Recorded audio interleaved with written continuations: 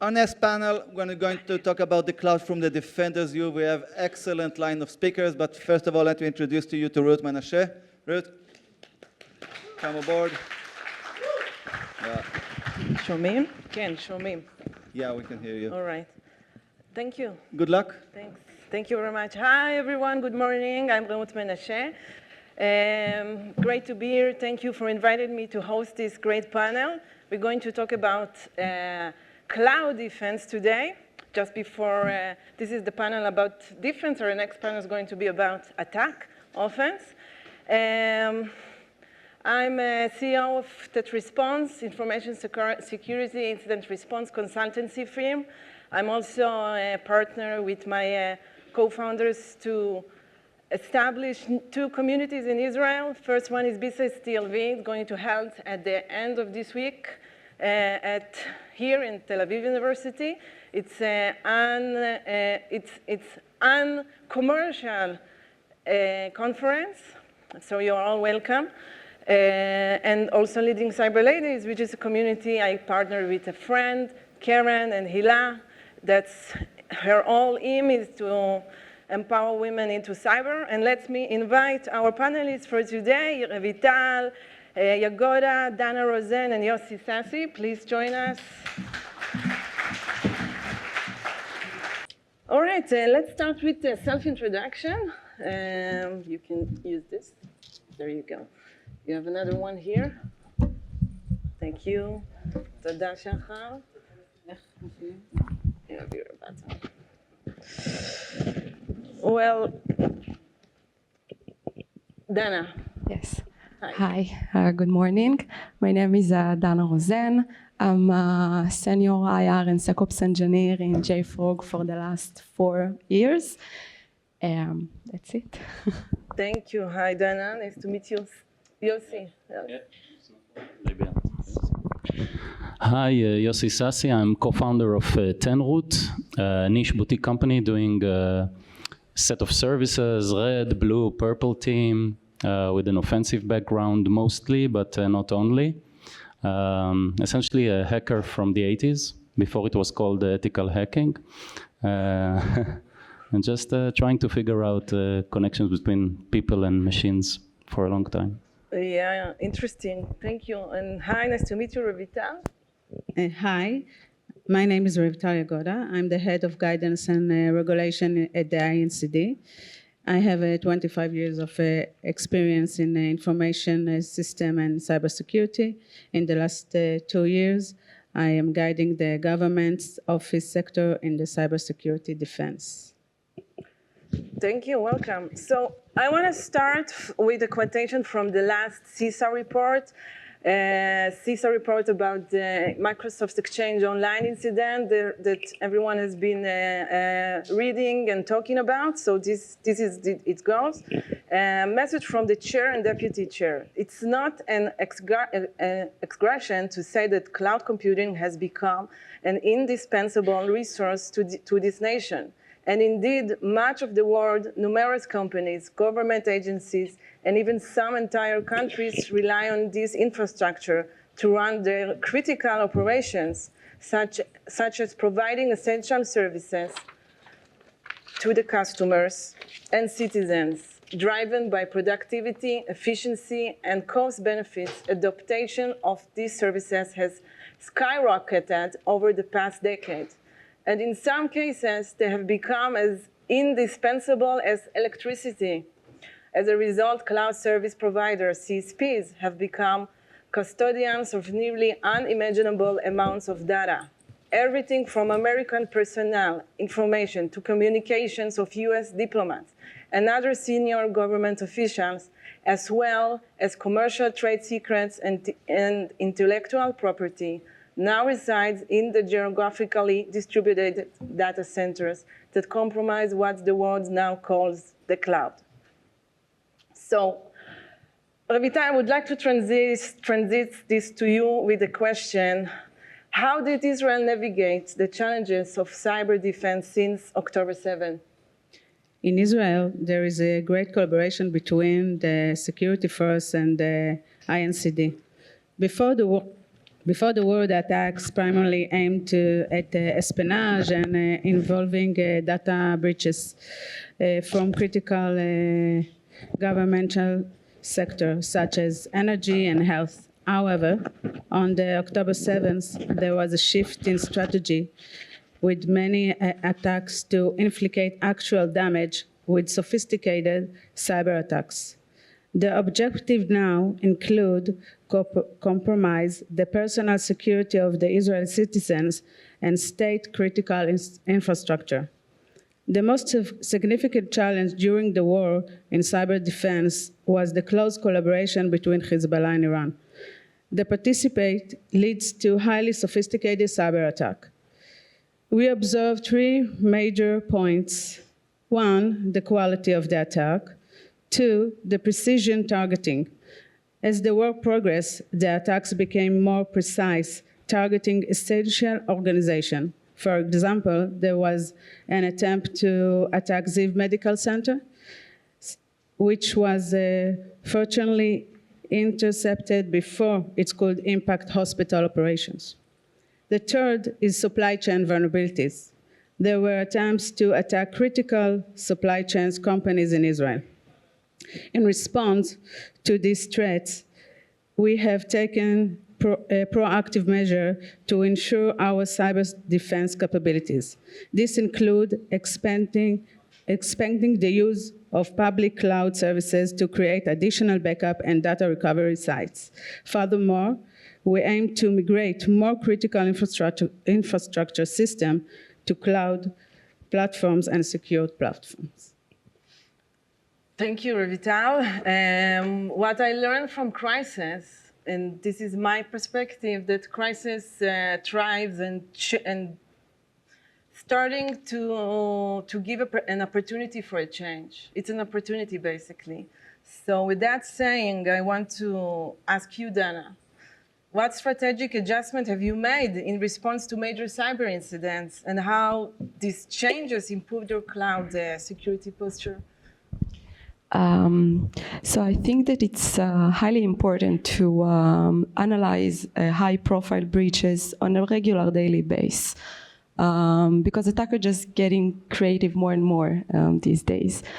So you end up with new blind spots you didn't know, with new detections and preventions, even education session to your employee. And I want to go over quickly about two main incidents that we got very inspired from. The first one, a technical one, is a LastPass data breach that includes many layers of cloud misconfiguration that you can learn and improve your technical strategy from. So it started, like Ofer mentioned before, with credential leakage to a dev environment. So an awareness to your employees is very important here, and excessive permissions to your dev accounts. Also, lateral movement between environment, from dev environment to production, and sensitive data that is being shared between of them. So we also rethink about our third-party vendors and reassess them, because if a security company is being hacked over and over again, we'll just replace them. Another incident that I want to talk about is Uber data breach that we learned from it a lot about transparency. When to escalate an investigation to an incident, when to report the legal team or your privacy team, even to your technical manager, to the CISO, because of course that a mini incident can escalate to a major one. So to have a procedures, to define the roles and responsibilities to each stakeholders, and maybe practice it with a tabletop exercise is very important. Very interesting, Dana. I think you are emphasizing the importance of people in the process. And I want Yossi to hand these questions to you. You probably were part of a lot of incident response, and you saw a lot of incidents, breaches, compromise, and what are the most important lessons that you have? Okay, I'll speak a few about lessons, but just to clarify, I'm sort of an anomaly here because most of my background is around the offensive security, but still we do a lot of forensics. We are sadly called to respond to incidents. And to be honest, the defense is harder, so it's more challenging, so it's more fun. Well, I think the idea of the shared responsibility model is part of the concept from which the lessons can be derived. Because if you look at recent attacks at the cloud vendors themselves, right? If you look at, I don't know, with the Storm 0558, with the signing key, forging tokens, and then all the couple of incidents every 2-3 months, right? Up to Midnight Blizzard and the test tenant, moving laterally to corporate mailboxes, etc. So you can see that the vendors themselves struggle to protect themselves in the cloud. And we know that cloud is from 0 to 100 miles per hour in a matter of seconds and a few minutes. So it's hard enough for the customer itself to do the responsibility part when the vendors are not really doing the best jobs themselves. So I would say it's the biggest lessons we've learned in terms of trying to reduce the impact and time to respond, etc., is really focusing a lot around the logs themselves. Because logs, either they're not enabled, or they're missing, or the retention is not enough, or they're not real time. So maybe you have the logs, but you will see in 1 hour something that happened, and you needed to know it exactly when it happened, and you will see it only later. And you would be amazed about basic logs that when you're in an incident, you need them and they're not there. For example, some platforms, very common ones, it's GitHub, whatever, think about very simple log like SSH connections. If you have an incident now, do you think you have that log available? It's very basic, but trust me, from executils and incidents like that, you'll see, and also from IR cases that we've done. Yeah. You just have to enable it in advance, and many times you have to pay for those logs. So cybersecurity, in even the basic pillars that you would think you would expect them to be free, you have to pay for those basic security logs. And that's something we've learned. You have to be pre-prepared with that. I always wonder why it's not changed, this default situation. It might be changing in the future. We will talk about it later, about time and changing. And I'm going to complex, because our cloud paradigm is very complex, and I want to complex the question, Revital, to you. When speaking about multi-cloud adaptation, right? How does the state address the challenges of multi-cloud adoption by commercial companies in managing multiple cloud platforms? Okay, the government offices in Israel have been using a multi-cloud configuration for over a year. The main challenge they face is ensuring security. A new generation of applications excel in speed and modifying across different environments, allowing data to be accessed whenever it is located. However, differences in policies between component and environment in hybrid cloud and on-prem setup, coupled with limited resources to address security incidents, create vulnerabilities, and expand the attack surface. Operating multiple environments, some in the cloud and some on-premise, is complex. Each cloud environment operates with its own model and management system. Without a unified framework to manage this environment, security teams must develop separate experience for each cloud, leading to significant time and resource cost. To tackle these challenges, the government has estimated the Israel National Digital Agency. This agency is responsible for creating unified landing zones for all government offices under each jurisdiction in order to manage the communication between the environments. The agency manages cybersecurity for the government ministries, cross-cloud platforms, and implementing centralized identity management. These measures are crucial for preventing misconfiguration, in ensuring effective controls, and addressing other security risks. But, I'm going to move to another microphone. Better?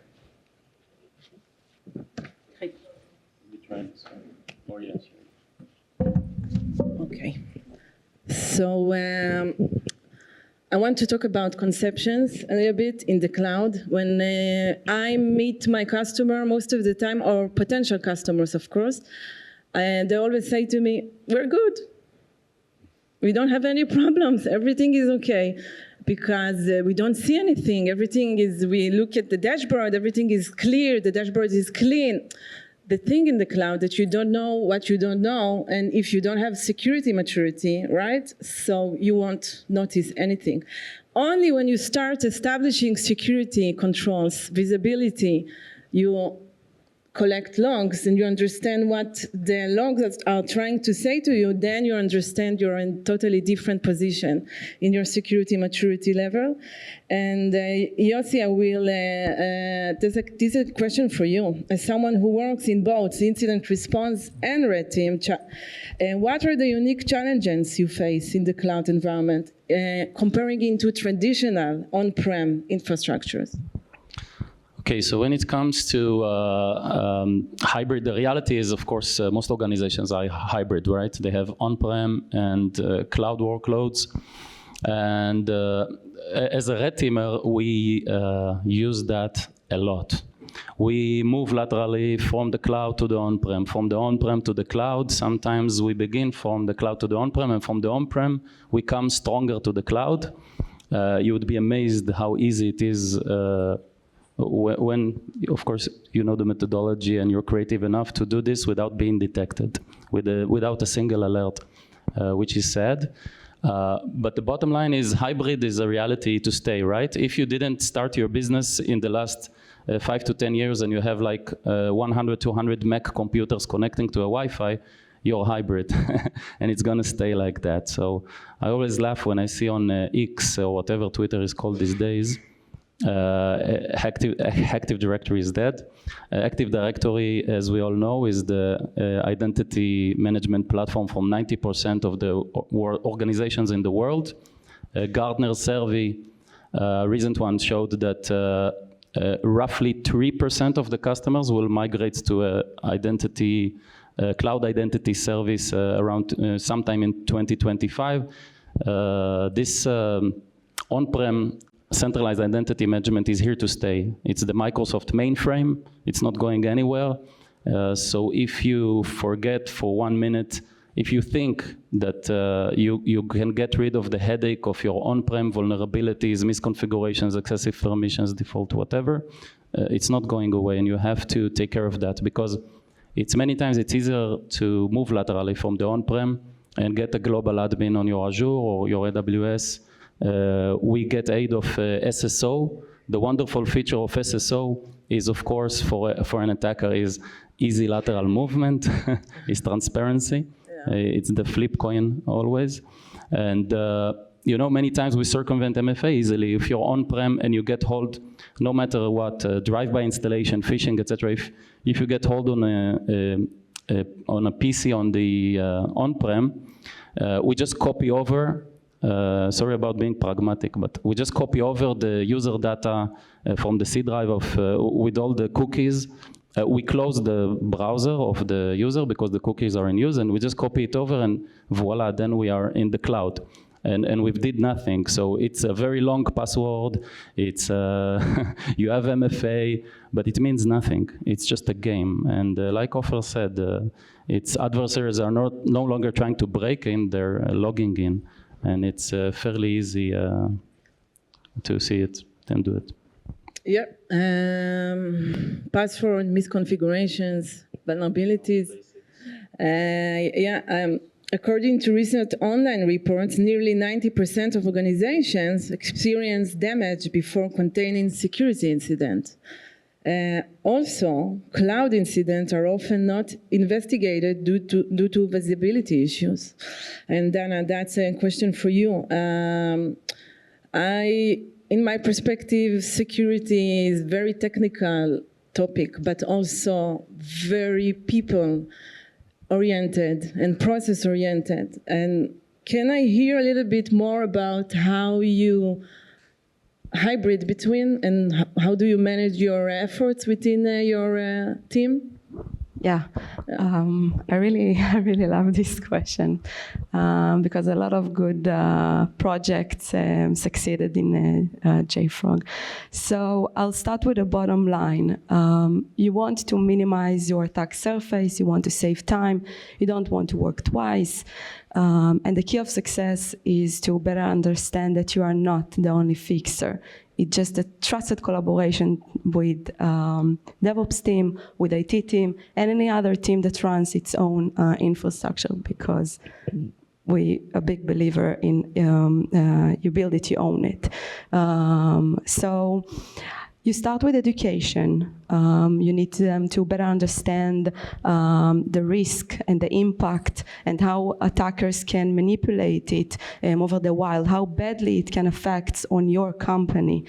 And then you need to gain their trust, to know well the material, to identify the root cause, to suggest on a solution with a shift left mindset, because you don't want them to respond to an incident after it happening. You want them to fix it from the beginning.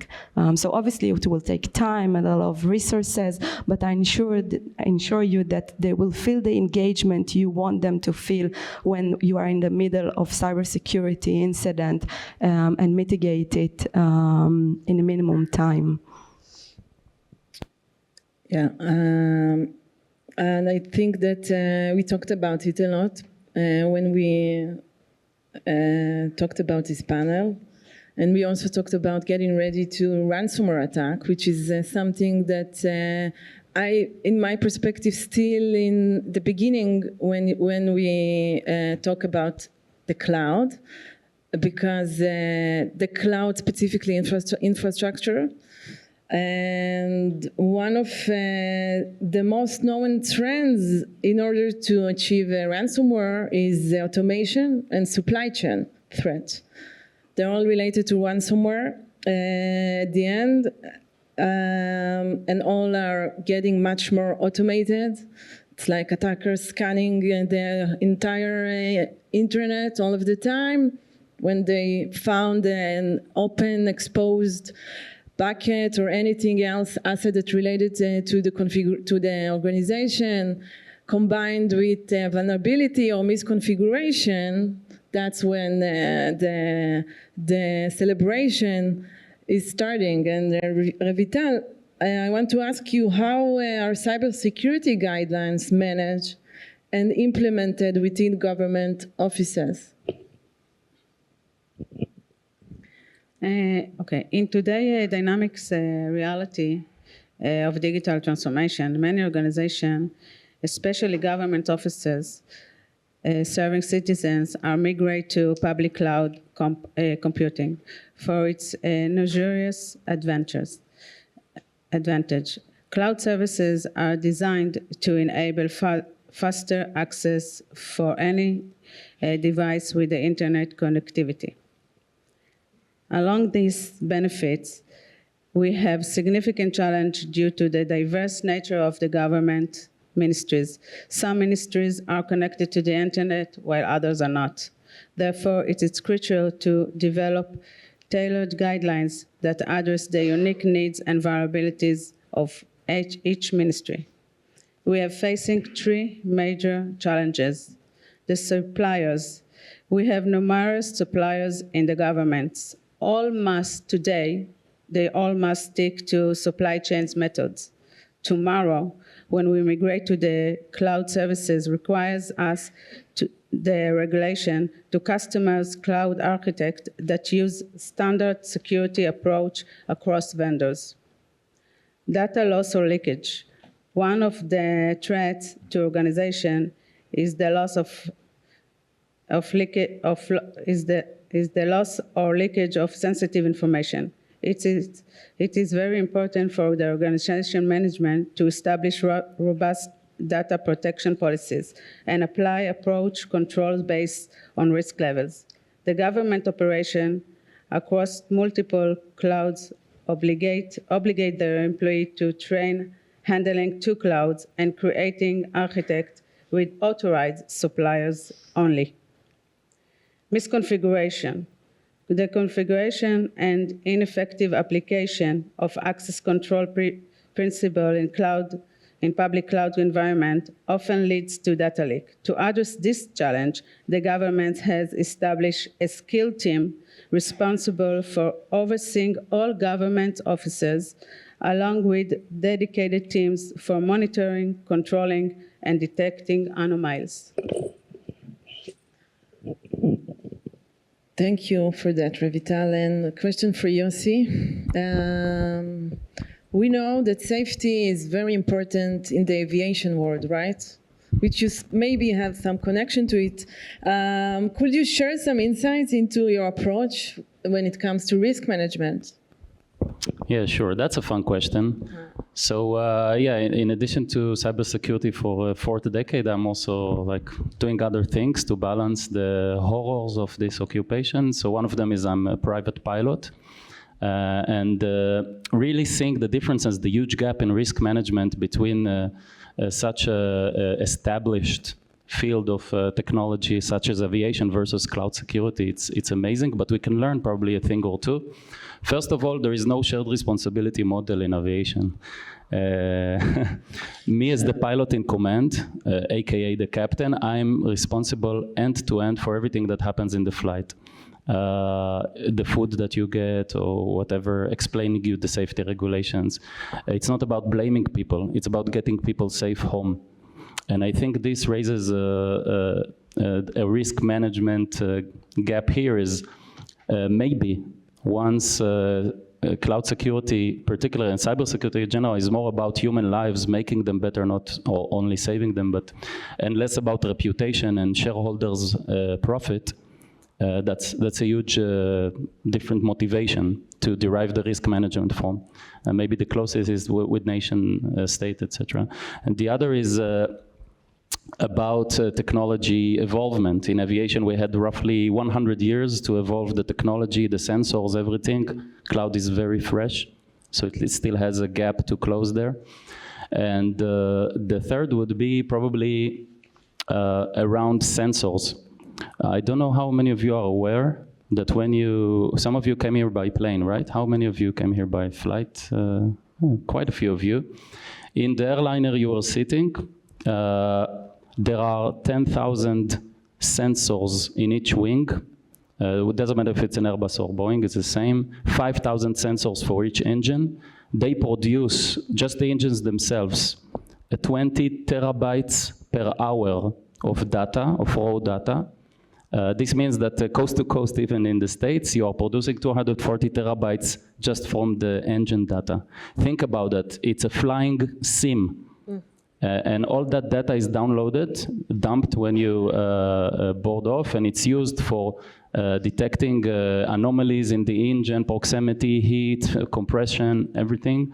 So aviation is measuring everything. You're not measuring everything in cloud security, not enough. We talked about logs, and I think all this together, maybe there are some things that we can aspire for from this more established field, such as aviation, risk management, to cybersecurity. Interesting, thank you. Sometimes I imagine the cloud as a fortress built on shifting sands. That's what securing the cloud can feel like. It's very flexible, scalable, and it makes very attractive also to it creates new vulnerabilities because of the shifting atmosphere. And Dan and Yossi, that's a question for you. Both, in your experience, how has the probability of successful attack changed with the widespread adaptation of the cloud? Are the traditional risk models still, it's like, yes, we're still on the risk, talking about risk, but now let's touch the scalability and flexibility, which is, then I want to start. Yeah, I'll start and then I'll give the mic to Yossi. So I don't think that the risk model has changed by moving to cloud. It's just a new evolution to running your own infrastructure. It's the same issues like excessive permissions, cloud, publicly exposure, encryption. You don't create your golden image to your machine. You're just protecting your container to run a Docker image from internal registry with no vulnerabilities. The cloud, from its nature, it just became more permissive to enable company to move fast. So us as a security engineers, we just need to know the security maturity level for each cloud provider and limitations to adjust solutions better to the cloud misconfigurations. I would say, just to emphasize the things that Dana said, of course, all the basics are still there, segregation, things like that, but there is a strong emphasis on identities in the cloud, way more than on-prem also is very important, but I would have a very robust IAM strategy, like identity account management, and I would look differently about how those identities traverse and connect to different applications and services. Even sometimes not to be tempted to use the default SSO between so many SaaS platforms and try to limit them, even on the expense of having the end user a bit less comfortable in their chair and having to log in back again for a specific CRM, ERP, whatever system, or maybe a system that is more sensitive than the others, and really to cripple a bit the ease of use slightly, but it means a lot when it comes to an attacker in your environment. Yes, sometimes I feel like the cloud is the infrastructure of the internet, right? Like DevOps and developers are building everything, and we are the security persons. We need to clean. We need to come and clean, to do the housekeeping all the time. It's very frustrating from time to time, but I'm optimistic about it because I think it's going to be a principle for everyone in the next years. I hope so also. And if you could give only one the best tip for organization that's like starting their journey or already in the mid of the journey in the cloud, what it will be?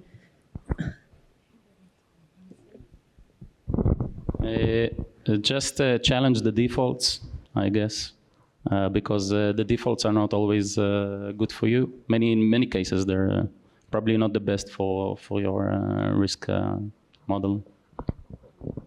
And I just want to add that stop thinking in a tactic way and start build your security strategy. Use the security policy of cloud providers or admission controller for your Kubernetes cluster to stop those cleanups after the incident happened from the beginning. Thank you. It's very important, being strategic. Well, I want to talk a little bit more about the attacker perspective as a defenders, right? In my perspective, the best defense is offense. And in order to defend, you need to understand what the attacker is thinking and what exactly is going on their side. So can you tell me a little bit more about your perspective when it comes to attack and defense, red team, blue team? Yes, so wow, how many good, creative, great detections we build after running red team. You know what? Even from an automated tools we found in GitHub. So it doesn't matter how much you will read a great professional, excellent articles about detections or talking to your colleagues. The best lessons is when you are under attack. So why not pretending one? You'll come up with new blind spots, new detections, preventions, projects. You know, I highly suggest also to hire a good quality red team company that run maybe an assume bridge over your company to be more business related to attack your own crown jewels. Yeah. Yossi, anything to add? Not in particular. Okay. I think Dana sort of mentioned it. Hire a good red team company. Yeah. And understand the red team is not for everybody. Sometimes, if you don't have really good controls and a SOC with very good playbooks around it, so it's sometimes you can save the money and just do a simpler assessment. SOCs are changing too, right? SOCs are also evaluating in evolution. I think that we know that we need to build detections and we understand exactly what kind of asset we have and the context between the assets and what is basically happening. But I see also approach of creating detections that are, let's call them hot detection. What does it mean? It means when we get an alert about specific rule, that's for sure something happening. That's for sure that something is happening. It's not false positive. It's a mindset basically, right? So do you have any tips how to embrace this mindset? What we can do in order to become much more yes. It's I always, when I sit with the CISOs or C-level whatever and thinking about that is we go over the controls and everything, compensating whatever, and then I say, okay, what's your secret sauce? And they look at me and say, what do you mean? I mean, what's your threat actor that you're referring to, like whether it's a competition, espionage, nation state. You don't think they have CrowdStrike, this, whatever, all that vendor, and they can reverse engineer it. You need to have something that cannot be sold by a third party off the shelf. You need a secret sauce, right? Sometimes, and this secret sauce can be translated to high fidelity alerts, as you mentioned, like the hot alerts. That is what we call Chad key, right? It's when there is doubt, there is no doubt. This alert is definitely, at best, it's a very curious user that try to do something creative with the systems. But more often than other, it's malicious intent. And you can see it with deception, honey tokens, etc. You have to be very careful about those because they tend to create a lot of false positives. But when you do it right, with good reputation, you need to create a good reputation for that high fidelity asset. And when you do it right, it's very rewarding for the defense. Yes. Thank you. Wow, I can sit here and speak and ask much more questions, but we have our last 5 minutes. And I want to talk a little bit about time in cyber, time in cloud. I learned that the time in cyber defense world, as well as in the attacker world, is very much impactful.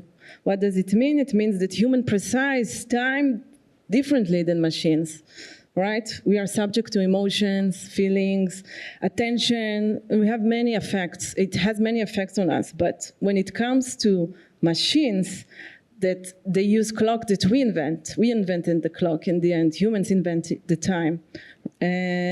So they are much more consistent and synchronized. And so that's a question for everyone. Is the time dimension the only measure for determining cloud security? Yes, Yossi, I'm looking at you. Yeah, it's true. Time is the only measurement at the end of the day. If you can't measure, you can't manage, and that goes to risk and cloud as well.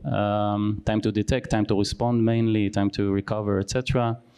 Because cybersecurity is not static, right? It's dynamic, and you can work only with time to delay the attacker enough. So you buy yourself time for the controls to kick in and to get the right signals, or to narrow down the attacker window of opportunity in your systems.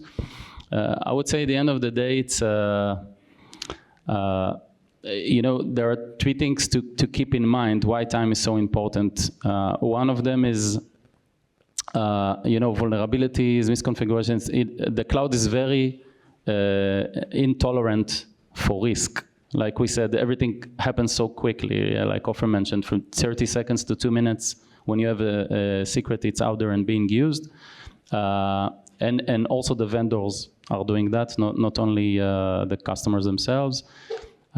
Secondly is about the fact that, like in CPU, we have God mode, and like in in encryption and everything, we have master keys.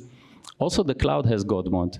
You know, cloud has a lot of master keys, and probably some of them were discovered already, but you don't know about that. We don't know about that. Some nation state or conglomerate is using and abusing that, and we just have to be aware of that. At the end of the day, it's much more complex than your PC at some other premise, and just keep those notions in mind. And at the end of the day, in a few years, everybody will be prompt engineers. SOC prompt engineer, blue team prompt engineer, other than the oracles. The oracles will be making cookies in the kitchen and they will be smelling good. And you'll come ask us questions and we tell you, we don't know, ask ChatGPT. Yeah. Thank you, Yossi. Dana, you want to, any final thoughts? No, just a few. One suggestion how to save time. Maybe use AI to internal AI to asking the right question. Maybe have a good new creative investigation leads during a cyber investigation. It helps to scale up the knowledge in your team, even if you are not having enough business information regarding it. All right, thank you. Vital, anything? Final thought? Okay. We have time for a question from the cloud, not from the cloud, from the crowd.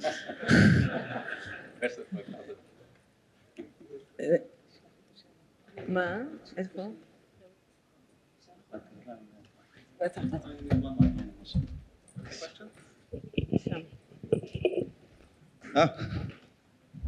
Just a sec. אוקיי. נעמוד Hi.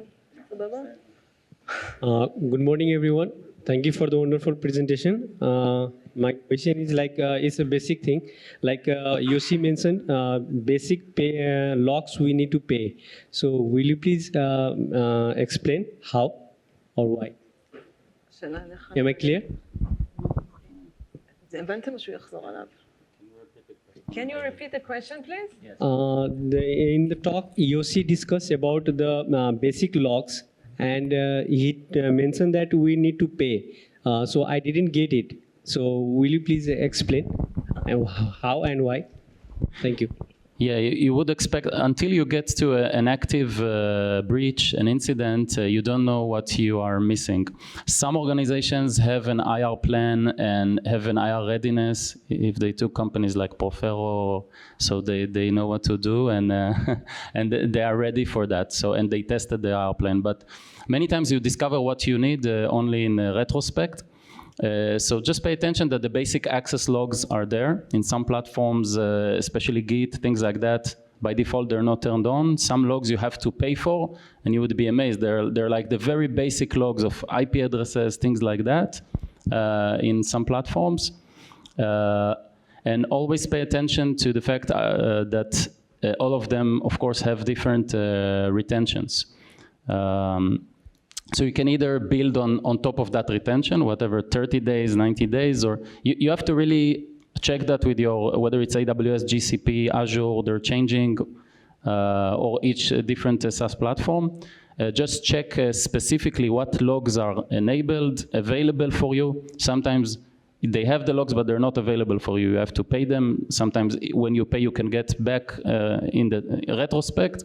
Sometimes even when you pay, they're just beginning to collect from that point onwards.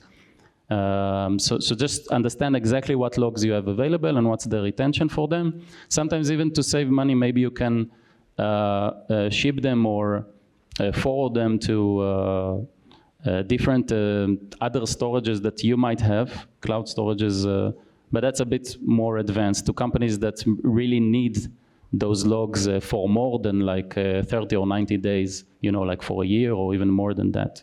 That's something the cloud will not probably do for you. Even GitHub that they say they save forever, some logs they will not give you, like the SSH access. Okay, I would like to ask Revital particularly, do you believe there should be a national standard of what logs vendors have to make available to their customers? And as well, do you believe there should be a government standard as to the kind of security testing a vendor should do of his products before they are available for purchase, certainly before the government is ready to consider them to adding to their own inventory? We have standards in our governments. We have the Nimbus, that we have 2 public cloud that we have to work with, GCP and Amazon. That's it. So we have a strategy, we have teams in the governments. As I said before, it's all collaborate to one ministry that arrange everything for the government. So before we start the cloud, we first of all build our teams. We are cybersecurity of all offices in the government. Okay, we are running out of time. Sorry, guys. Thank you very much. Just a second. Thank you. Thank you very much. Okay, so thank you very much to Reut and all the guys on the panel. You did great. Sorry for, but we have a time to keep.